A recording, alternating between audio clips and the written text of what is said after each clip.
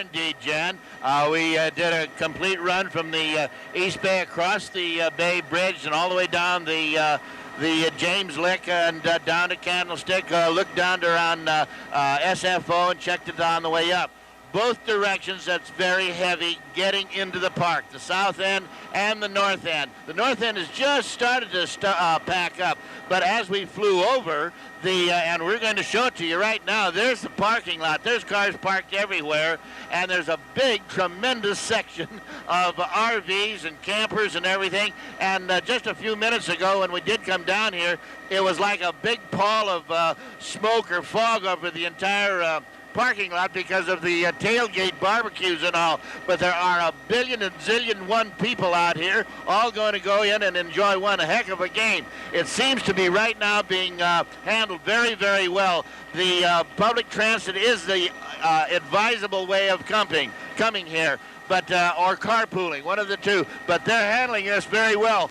Those that come from now on, though, are going to be parking a long ways away. As for the weather, well, it's going to be, this front will probably go through in another 10, 15, 20 minutes, and colder, a little clearer, and indeed a lot windier. And for something to do, well, be very cautious on the highway tonight with the game tonight and traffic, the game letting out, Christmas shopping, and they're going to close 2 lanes of the Bay Bridge tonight at 8:30, the Golden Gate, so be careful there. Jet Ace, who, by the way, is still screaming across the sky in supersonic test planes, and we're not talking about Bob McCarthy, who goes a bit slower. Bob, welcome back. I go just a little bit slower, Robert, but that Bob Hoover is something super special, I'll tell you that. He's right up there with Chuck Yeager any day.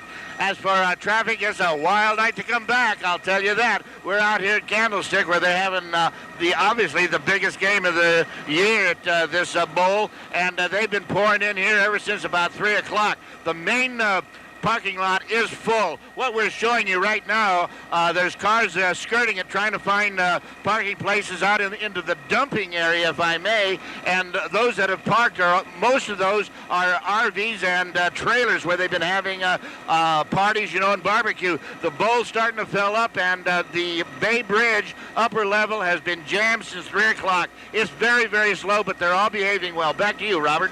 The game everybody's trying to see. Meanwhile, roads in and out of Candlestick Park, anything but free and clear this evening. It all started this afternoon, actually, when Highway 101 and the upper deck of the Bay Bridge backed up. All the drivers, of course, trying to get to the game. After the game was over, same story. His drivers fought to get out of Candlestick's parking lot. News Center 4's Bob McCarthy standing by live for an update on the traffic. How is it now, Robert?